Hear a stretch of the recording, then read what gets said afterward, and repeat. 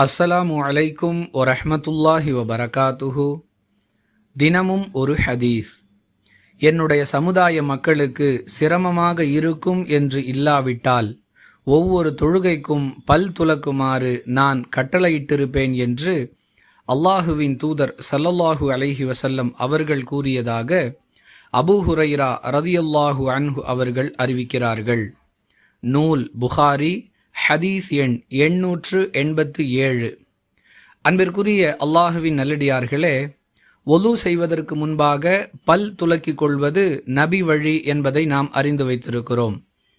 இதை ஒருவர் செய்யாவிட்டால் எந்த குற்றமும் இல்லை, செய்வது நன்மைக்குரிய செயல். ஆனால் இதன் அவசியத்தை நமக்கு உணர்த்தும் விதமாக அல்லாஹுவின் தூதர் ஸல்லல்லாஹு அலைஹி வஸல்லம் அவர்கள் தன் சமுதாய மக்கள் இதை ஒரு சிரமமான செயலாக கருதுவார்களோ என்ற அச்சத்தின் காரணமாகத்தான் அதை நம் மீது கடமையாக்காமல் விட்டிருக்கிறார்கள் என்பது இந்த ஹதீஸ் நமக்கு சொல்லக்கூடிய பாடம். கடமையாக்கும் அளவிற்கு, கட்டளையிடும் அளவிற்கு இது மிக முக்கியத்துவம் வாய்ந்த ஒரு நற்செயல் என்பதை இந்த ஹதீஸின் மூலம் அல்லாஹுவின் தூதர் ஸல்லல்லாஹு அலைஹி வஸல்லம் அவர்கள் தெளிவுபடுத்துகிறார்கள்.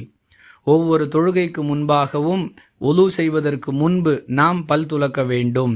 எந்த அளவிற்கு இது பற்றி ஹதீஸுகளில் நமக்கு வழிகாட்டுதல்கள் வந்திருக்கின்றன என்பதை பார்க்கும் பொழுது ரசூலுல்லாஹி ஸல்லல்லாஹு அலைஹி வஸல்லம் அவர்கள் பல் துலக்குவார்கள், பிறகு ஒலு செய்வார்கள் என்ற வாசகம் இடம்பெற்றிருப்பதை காணலாம்.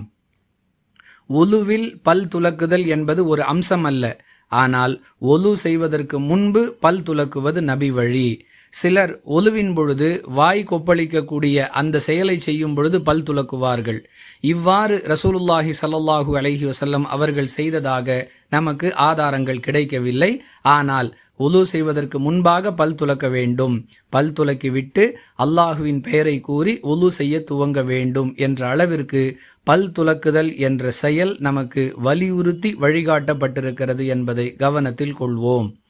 வாஹிர் தஅவானா அனில் ஹம்துலில்லாஹி ரப்பில் ஆலமீன். அஸ்ஸலாமு அலைக்கும் வரஹ்மத்துல்லாஹி வபரகாத்துஹு.